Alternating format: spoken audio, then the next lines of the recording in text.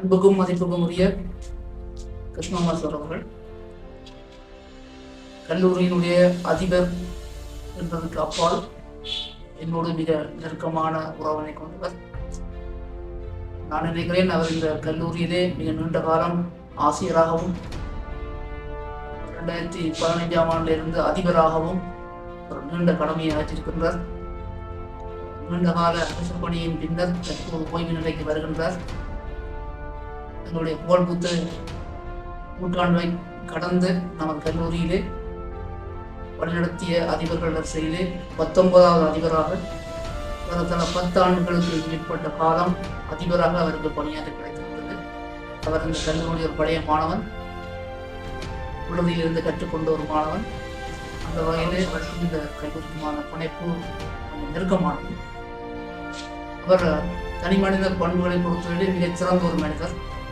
அவருடைய நற்பண்புகளை சொல்லி மாறாது மற்றவர்களை நோகடிக்காமல் கதைப்பதிலும் செயற்படுவதிலும் அவர்கள் வருவார்.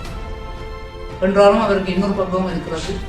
சில வேளைகளிலே மாற்ற முடியாத கடினத்தன்மைகளையும் அவர்களை வந்து நாங்கள் காணலாம். எவ்வாறு இருந்தாலும் அவர் பழகுவதற்கு மிகவும் இனிய ஒரு மனிதர்.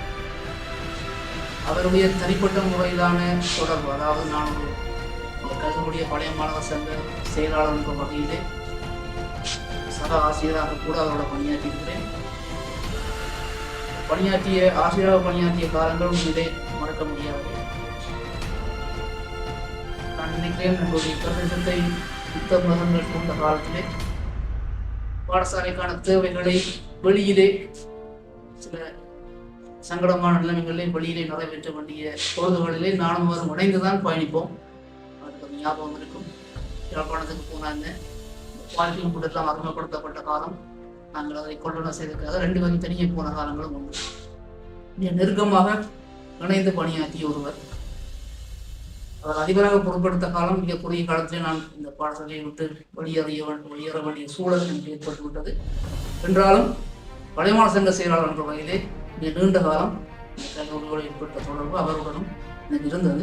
இவற்றை விட அவருடைய தனிப்பட்ட முறையிலே அவருடைய குடும்ப உறுப்பினரோடு கூட எனக்கு நிறைய தொடர்பு இருக்கிறது. அவருடைய பாரியார் நான் தற்போது பணியாற்றுகின்ற காட்டி கல்லூரியிலே ஒரு ஆசிரியராக இருந்தவர். அதோடு அவருடைய 2 மகள்மாரும் என்னுடைய விருப்பத்துக்குரிய மாணவிகள். அவர்களும் இன்று வரை நல்ல பணம் போடுகின்ற ஒரு வார்த்தை.